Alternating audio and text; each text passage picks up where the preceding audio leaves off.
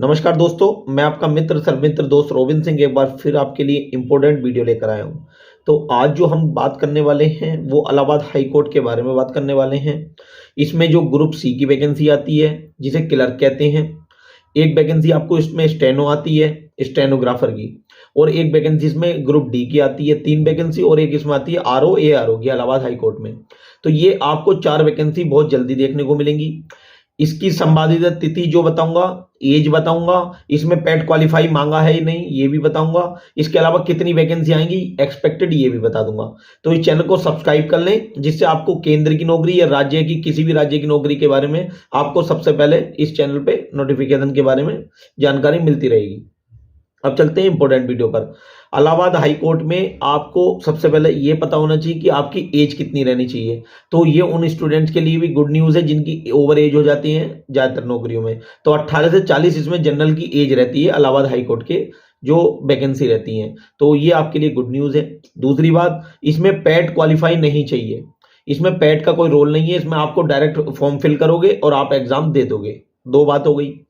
तीसरी जो बात होती है इसमें कि तीसरा इसका एग्जाम पैटर्न क्या होता है वो भी बताऊंगा। पहले आप ये सुन लीजिए कि इसका नोटिफिकेशन कब तक आ सकता है, इसमें क्या क्या क्वालिफिकेशन मांगते हैं।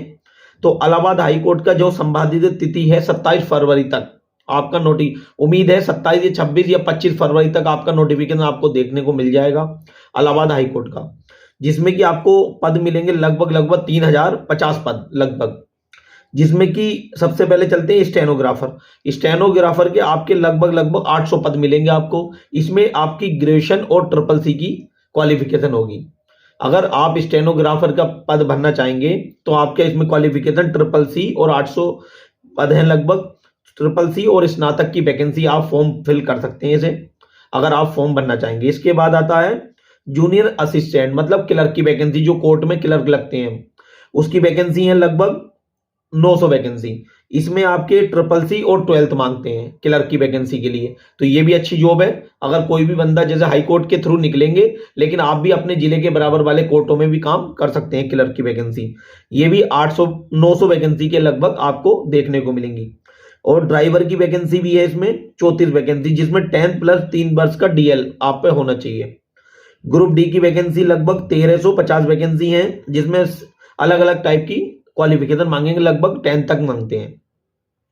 अब इसमें आपको सबसे इंपॉर्टेंट बात मैंने बता दी, फरवरी के लास्ट वीक तक आपको इसका नोटिफिकेशन देखने को मिल जाएगा।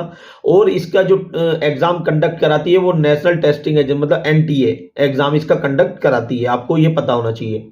और ये जितनी भी प्रक्रिया होती है, ये नोटिफिकेशन के जितनी लास्ट डेट रहती है उसके 1 महीने के अंदर ये अपना एग्जाम कंडक्ट करा लेते हैं, तो आप पर टाइम नहीं रहने का। तो मैं आपको ये सूचना देना चाह रहा था। और इसका जो सिलेबस रहता है वो रहता है मैथ के 25 क्वेश्चन 25 नंबर के, हिंदी के क्वेश्चन रहते हैं 25, इंग्लिश के 25 और जीएस के 25, मतलब 25-25 के चारों 100 नंबर का ये पेपर होता है और 100 ही क्वेश्चन आते हैं। तो ये आपके लिए एक गुड न्यूज है अगर आप इसकी तैयारी करना चाहते हो। हिंदी, जीएस, इंग्लिश और मैथ 25-25 के 4 क्वेश्चन 4 पार्ट हमें आता है।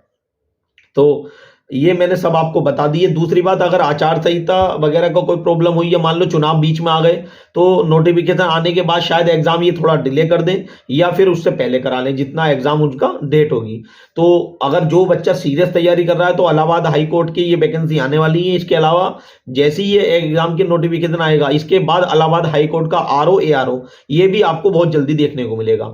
लेकिन इलाहाबाद हाई कोर्ट की आरओ एआरओ की संपादित तिथि अभी नहीं मिल पाई है, लेकिन जो ये 3 वैकेंसी मैंने बताई आपको, ग्रुप डी की और स्टेनो की और क्लर्क की, तो इसकी नोटिफिकेशन की डेट एक्सपेक्टेड जो पता चली है वो 27 फरवरी या 28 फरवरी, मतलब फरवरी के लास्ट वीक तक आपको नोटिफिकेशन इसका देखने को मिल जाएगा।